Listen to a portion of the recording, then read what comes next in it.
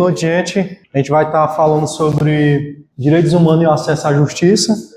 Os oponentes do grupo sou eu, Gabriel Bezerra, Evileide, Gabriel Acerro e Daniel. Iniciando na introdução, direitos humanos são todos os direitos fundamentais, né, que as pessoas possuem, independente de sua nacionalidade, etnia, raça. Esses direitos são universais e reconhecidos, e tem como objetivo a garantia, né, de dignidade, liberdade, igualdade para todas as pessoas. O acesso à justiça pode ser entendido como as possibilidades, né, que essas pessoas têm para resguardar seus direitos, né, no sistema jurídico. Durante o decorrer da apresentação, os colegas vão estar entrando mais a fundo, né, falando sobre o acesso à justiça e sobre os direitos humanos. Então, o Gabriel ele trouxe uma definição de direitos humanos de uma forma bem simples para a gente compreender o que é tudo isso. Então, a história dos direitos humanos começou desde a Idade Antiga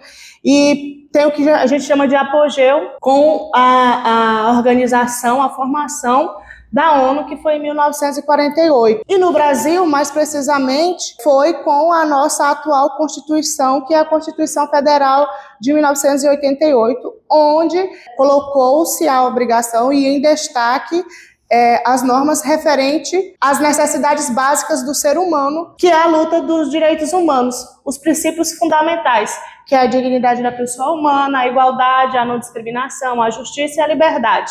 E ali na nossa imagem a gente tem algumas palavras que venham fortalecer esse entendimento do que o direito humanos busca, né? O que ele defende para as pessoas. Primeiro, quando a gente diz da igualdade, está falando que todas as pessoas são iguais e precisam e merecem ter acesso àquilo tudo ali, à saúde, à crença, ao progresso, à nacionalidade, à educação, ao pensamento, à igualdade, à autodeterminação, à liberdade, à expressão, de forma igualitária, porque, de fato, todas as pessoas precisam receber, chegar até si, as suas necessidades de formas de acordo com o que é a necessidade de cada um. Com a relação dos direitos humanos com o acesso à justiça, né? O acesso à justiça, como o grupo anterior apresentou, ele vem para facilitar o acesso aos processos, né? A facilitação da resolução de conflitos, para que isso chegue a mais pessoas, a maior número de pessoas, ou seja, as pessoas possam ter o acesso à justiça de forma igual, que é justamente o que busca os direitos humanos, essa igualdade. Então, eu queria trazer para vocês um exemplo prático do dia a dia que está acontecendo agora em tempo real aqui no Tocantins, que é o que acontece na comunidade quilombola do Rio Preto, de Lagoa do Tocantins, que é da minha descendência, da descendência da minha mãe. Eu sou quilombola oriunda de duas comunidades diferentes, meu pai da Lagoa Azul, de Ponte Alta do Tocantins, e a minha mãe, Rio Preto, de Lagoa do Tocantins. Recentemente, começou-se um conflito acerca do território em que o nosso povo ocupa há mais de 100 anos, né? Aquela região.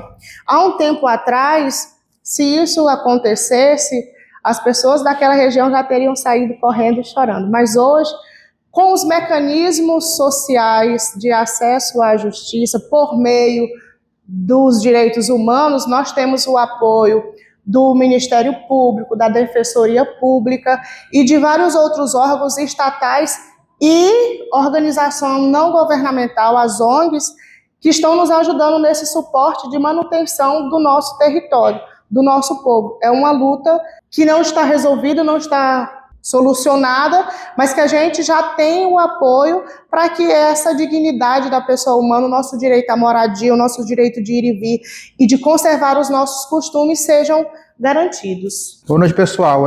Hoje vamos conversar sobre o acesso à justiça, que é algo muito importante para qualquer sociedade democrática. Mas, afinal, o que seria um acesso à justiça? Em definição, podia afirmar que teria a utilidade de garantir que qualquer pessoa, independentemente da sua condição social, financeira ou democrática, possa buscar a proteção dos seus direitos por meio do sistema judicial. No contexto aqui sobre direitos humanos do Brasil, um exemplo seria em decorrência da crise migratória dos venezuelanos e também dos indígenas da etnia Warau, que veio aqui para o Brasil. Querendo ou não, eles precisam ter um acesso à justiça para poder ter os direitos básicos dos direitos humanos, não só a questão de litigância, mas ter o direito a ter uma documentação, ter o direito a ter uma regularidade aqui na sua estadia, ter uma habitação, ter algo. Esses direitos humanos só conseguem ser obtidos por meio desse mecanismo. Como a citou, uma defensoria pública é um meio de um acesso à justiça. Até que muita gente não sabe, até os núcleos de direito das faculdades, de prática jurídica, de escritório modelos, de extensão,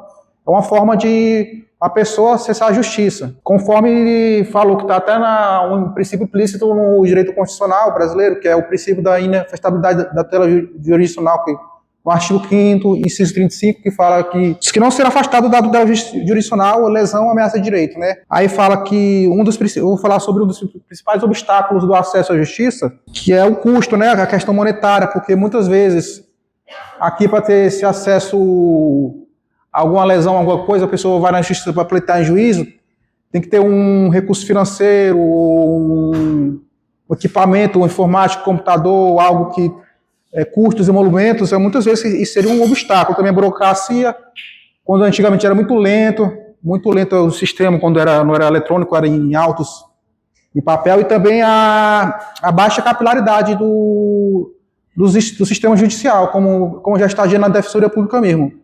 Só tinha um núcleo para atender questão de aposentadoria só em Palmas, a TPU Rural e Urbano. O povo tinha que vir para cá, e de vez em quando tinha os ônibus itinerantes que ia para o Bico, Papagaio, e o outro ia para a região de Gurupi. E a maioria das vezes era muito rara quando tinha uma audiência online.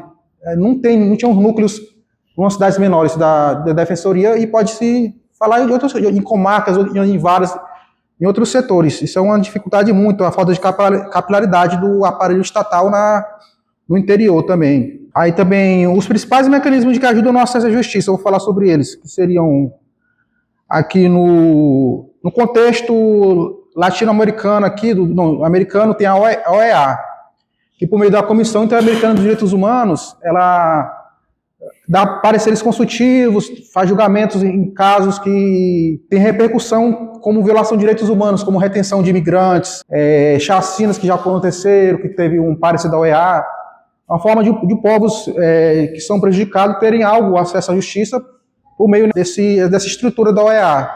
Também no contexto mundial, como falou, em razão da Segunda Guerra Mundial, teve a criação também do Tribunal de Haia, da Corte Penal Internacional, que julga criminosos de guerra, como teve no caso da guerra da Iugoslávia, lá da Guerra Civil, do Tribunal de Nuremberg, que foi um pouco antes, que julgou os criminosos de guerra que cometeram atos de atentatórios de direitos humanos, né? Esse é um exemplo de acesso à justiça. Também temos, no questão mais regional, temos os CEJUSC, que são os Centros de Solução de Conflitos, onde são promovidas mediações e conciliações. E a justiça itinerante, que é outro mecanismo muito interessante que leva o judiciário a comunidades distantes, como as zonas rurais e ribeirinhas, garantindo que essas populações possam ser ouvidas, né? Aqui, para concluir meu assunto, eu queria só reforçar aqui uma ideia, que sem acesso à justiça não há democracia real, né? Porque a pessoa não consegue ter todos os seus direitos como cidadão, né? Tipo assim, principalmente na questão dos direitos humanos. Bom, vou falar um pouco agora sobre os desafios para se obter acesso à justiça e sobre as perspectivas de melhoria que se pode ter em relação a isso. Bom, atualmente o acesso à justiça enfrenta obstáculos significativos,